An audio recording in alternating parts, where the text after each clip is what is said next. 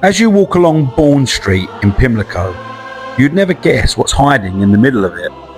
St Mary's looks understated from the outside, a simple 1870s parish church, yet Sir John Betjeman once called it stately, sensing the richness hidden behind that plain facade.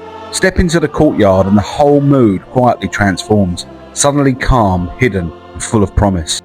Inside, the atmosphere changes instantly.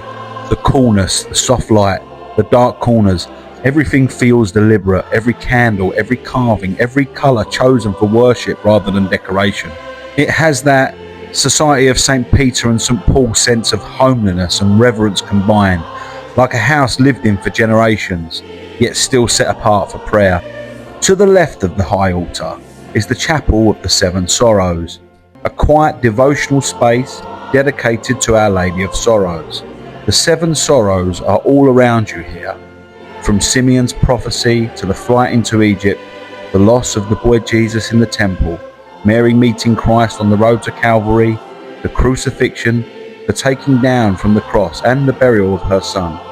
And just beside it, this remarkable icon dating all the way back to the year 1415, a rare survivor that brings a sense of deep continuity into this little chapel.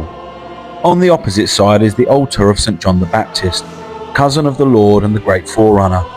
The iconography gathers all his traditional symbols, the Lamb of God, the reed cross and the scroll announcing, "Behold the Lamb of God," and those muted wilderness tones that always cling to him. It has a slightly austere beauty, riverbanks, desert paths, and the starkness of his calling, and it reflects his role as the bridge between the prophets and Christ. It's a small altar, but full of meaning. The high altar is the heart of St Mary's. Dedicated to Our Lady Immaculate, it's framed by panels of the Annunciation and the Nativity, with Old Testament prophets watching from the windows above.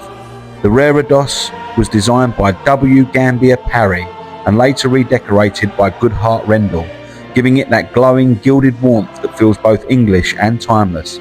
To either side are the archangels Michael and Raphael, and the English St George and Edmund, a reminder that this is a deeply Anglo-Catholic space.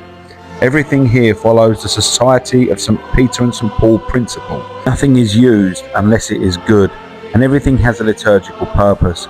Its beauty rooted in devotion, not display. It's a place of stillness and meaning, the quiet heart of the church. The font, designed in the style of Christopher Wren, is crowned with a pelican in its piety, a symbol of Christ's sacrifice, but my favourite detail is just below. The cherubim chasing a butterfly, a tiny, playful symbol of the soul, transformation, and new life. It's the sort of detail you only really notice when you slow down.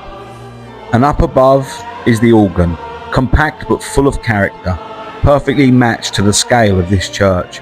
It's a sound that has gentle chapel-like warmth that fills the space without ever overwhelming it, giving the whole building a quiet, distinctive voice of its own. Along the walls are the Stations of the Cross, carved reliefs set straight into the brickwork, each one catching the light in a slightly different way.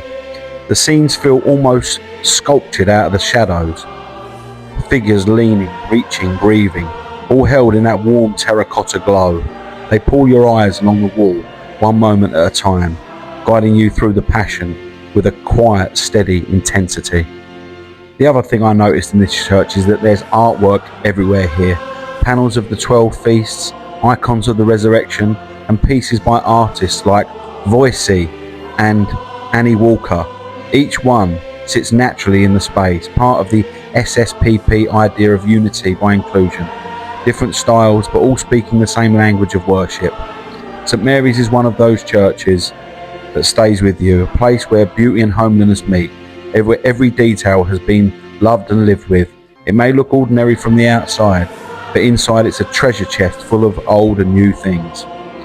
And I just want to say for this episode a massive thank you to Father Justin Gow for so kindly showing me around and allowing me to film. It was a real privilege to explore this remarkable church. Thank you so much everyone for watching the Pew Review, and I'll see you on the next one.